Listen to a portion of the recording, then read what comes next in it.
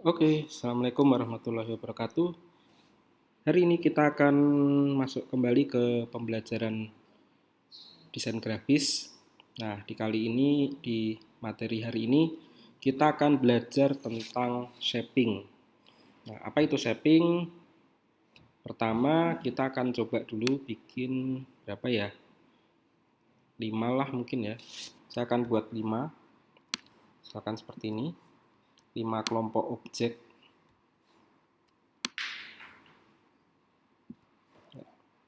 Nah, warnanya saya buat beda ya, biar kelihatan berbeda.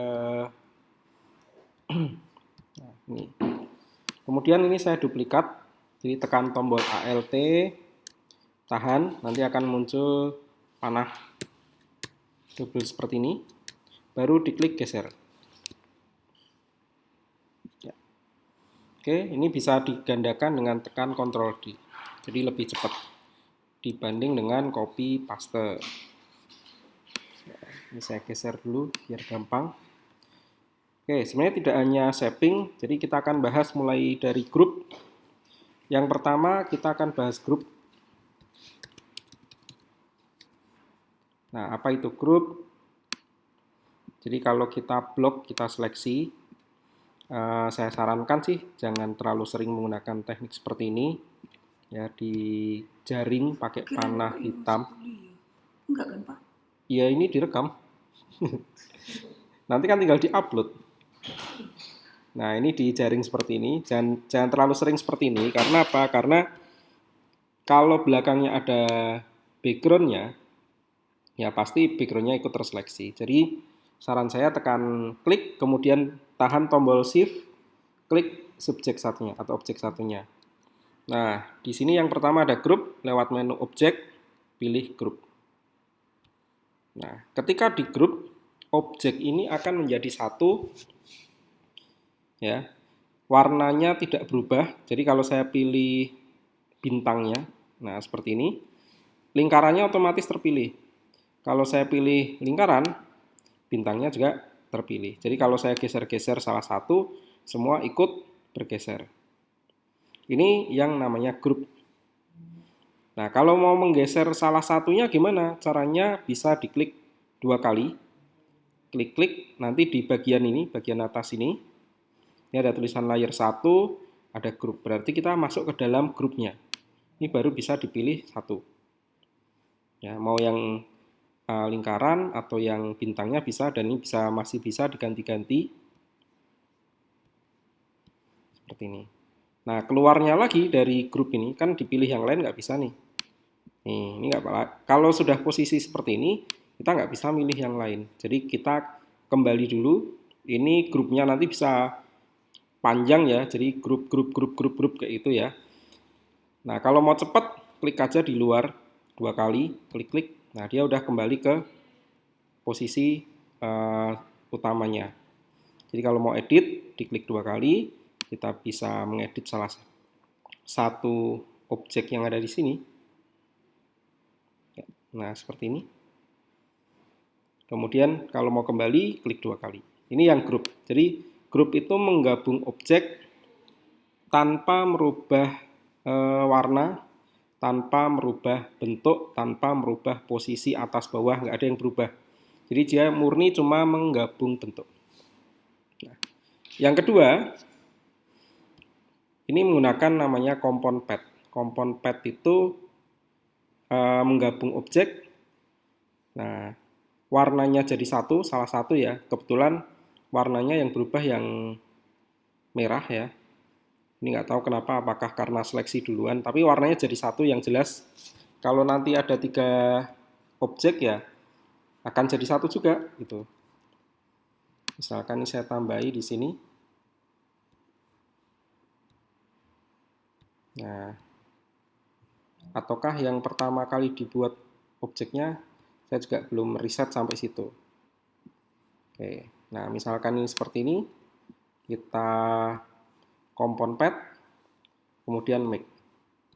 Nah, ini di sini jadi satu ngikut yang hitam. Coba ya, kalau misalkan yang hijau ini taruh paling bawah, salah. Seperti ini, taruh paling bawah, Kemudian saya kompon pet. Apakah dia akan ngikut hijau? Ya, betul. Jadi perubahan objeknya ini berdasarkan objek yang terakhir, yang paling bawah, sorry. Bukan yang terakhir, tapi yang paling bawah. Nah, ketika saya pindahkan ke paling belakang, ini ada perbedaan ya.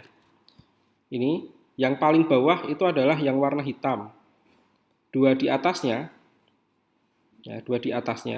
ini bertumpukan. Jadi ketika saya kompon pet, cara kerja kompon pet itu berdasarkan ke yang paling bawah. Ini seperti ini hasilnya. Jadi tidak sembarangan pasti bisa jadi berlubang ya. Jadi satu iya. Nah, ketika tadi ini posisinya saya taruh paling bawah, berarti kompon petnya itu acuannya adalah yang di sini. Yang jadi kotaknya ini.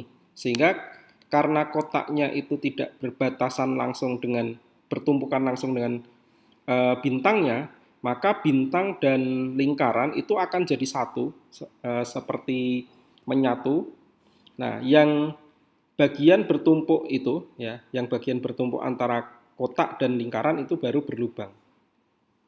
Seperti ini. Nah, jadi ada perbedaan antara kompon pet, ya. Posisi objek itu sangat menentukan. Nah, posisi objek yang paling bawah itu adalah objek yang di apa ya istilahnya? Yang di bolong gitu ya, yang bolong. Itu namanya kompon pet. Kompon. Nah, kemudian yang namanya shaping, ini bisa dibuka dulu lewat window, pilih shape. Mana? Pathfinder. Nah, ini Pathfinder. Kenapa di sini namanya Pathfinder, saya nyebutnya shaping.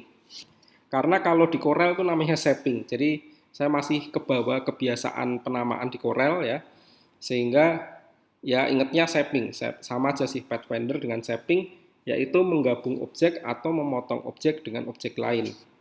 Nah, di sini ada apa? Yang pertama ada namanya unite atau union. Ini unite.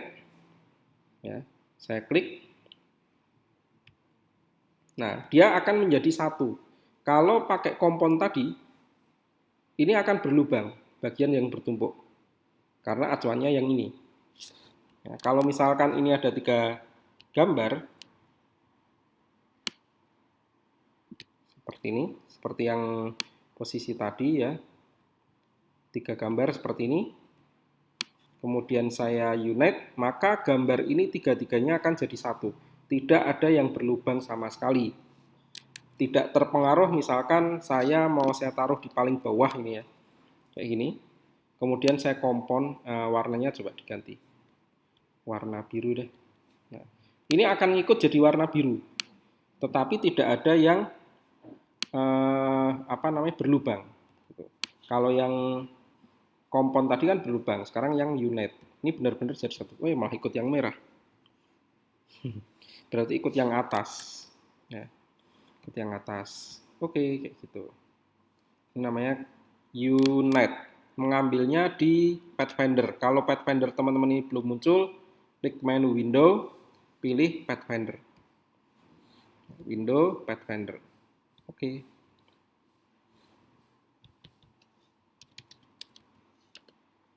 Nah, kemudian yang ketiga itu adalah apa ini? -1. Minus front kok -1. Minus front. Jadi yang depan ini akan memotong yang belakang. Nah, seperti ini.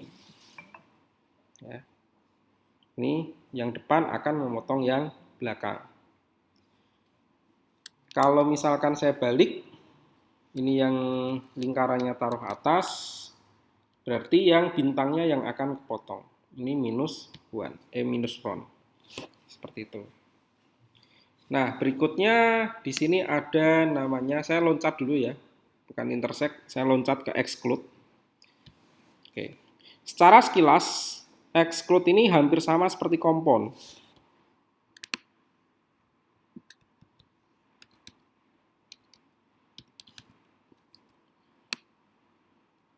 Ya. Exclude itu mirip dengan kompon. Bedanya apa? Bedanya adalah kalau di sini diklik kanan, kemudian bisa di ungroup untuk memecah lagi, dan objeknya itu menjadi dua, terpisah. Nah, sedangkan kompon ini tidak ada ungroupnya. Ungroupnya tidak ada. Saya ulang ya. Kalau yang exclude tadi, ini bisa dipecah menjadi menggunakan perintah ungroup. Klik kanan, pilih ungroup, atau lewat objek, di sini ada pilihan ungroup. Kalau mau gampang ya klik kanan aja, pilih ungroup. Dan objeknya ini akan jadi objek-objek baru sendiri-sendiri, pisah-pisahan. Ya, termasuk ini. Oke, kalau di bagian kompon, ini diklik kanan, itu tidak ada pilihan ungroup. Yang ada adalah release kompon path. Apa bedanya release kompon path? Ketika dipilih release kompon path, objek yang kita buat tadi, nah ini masih utuh, kembali seperti semula, meskipun warnanya tidak kembali seperti sedia kala. Tetapi masing-masing objek, karena tadi disusun oleh 3 objek, maka objek kotak, objek lingkaran, dan objek bintang itu akan kembali seperti semula. Ya, itu fungsi dari kompon. Ya, bedanya kompon dan exclude. Nah, kalau yang intersect ya berarti ini ya, intersect ini hasilnya adalah pertumpukan nih, perpotongan dari dua objek yang bertumpuk, ini namanya intersect. Oke. Semoga sampai sini teman-teman paham ya. Nah, kemudian ada materi yang kemarin saya ingin sampaikan, yaitu bagaimana mengatur namanya gradasi, jadi warna gradien. Ini kan warna-warnanya warna blok semua nih. Objek gimana? Nah, sorry. Di sini kan warna-warna blok. Jadi kalau teman-teman pengen bikin warna gradien, itu bisa dengan cara apa? Dengan cara pakai ini. Gradient tool, nanti dia bisa berubah. Nah, ngerubahnya, ini kan bisa ditarik-tarik nih. Saya maunya warna gradasinya bukan seperti ini kan cuma hitam sama putih gitu ya. Nah, gimana cara merubah warna gradasinya? Itu ada di sebelah kanan. Nah, ini ada palet gradien, kita bisa atur warnanya. Saya maunya misalkan bawah hijau, yang atas hijau muda.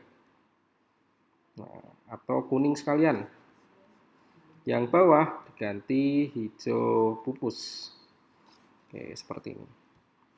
Jadi cukup mudah untuk gradasi, dan jenis gradasi cuma punya 2 tipe. Kalau untuk AI beda dengan Corel yang dia mungkin 5 tipe seperti punyanya Photoshop. Jadi Photoshop gradasinya lebih lengkap ya. Ada linear, radial, reflektif, con, dan seterusnya. Kalau di sini hanya linear dan radial. Saya nggak tahu kenapa dari dulu sampai sekarang belum ada perbaikan. Jadi cuma 2 ini. Kalau teman-teman pengen modifikasi juga bisa. Misalkan saya pengen saya tambahkan warna gradasi lain. Ya, seperti ini. Nah, kemudian saya potong.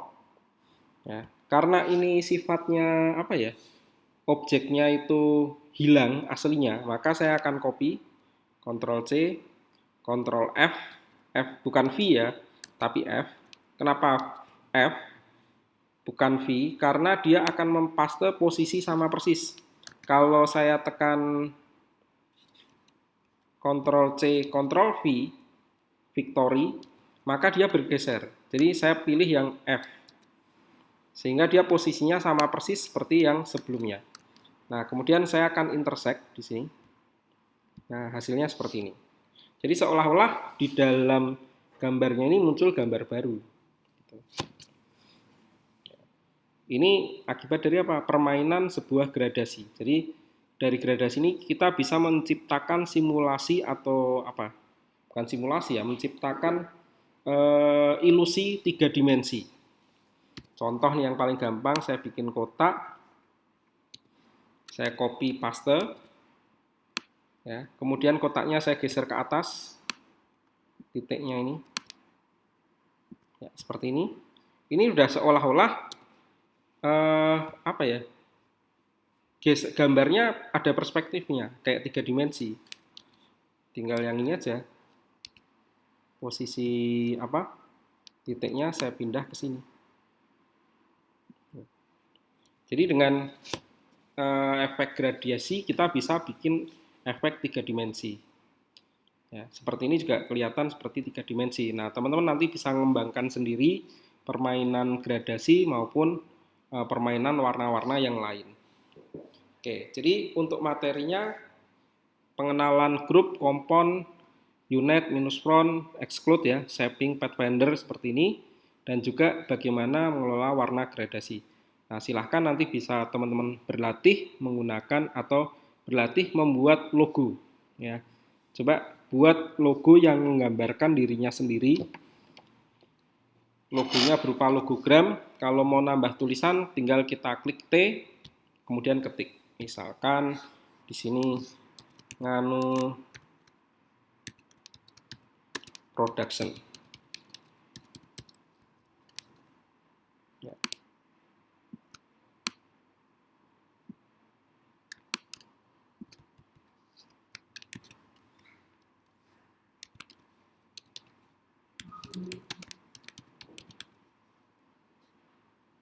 Nah, seperti ini. Number one software host. Oh, salah, software host solution. Ya, nah, ini masih pakai font standar.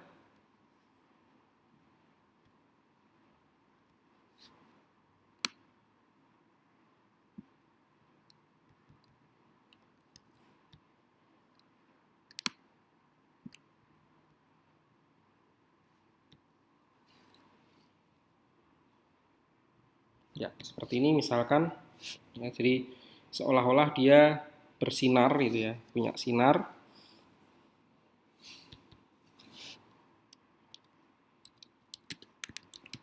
Nah, for future, untuk masa depan, biar kelihatan bagus saja. Ini ada align untuk perataan.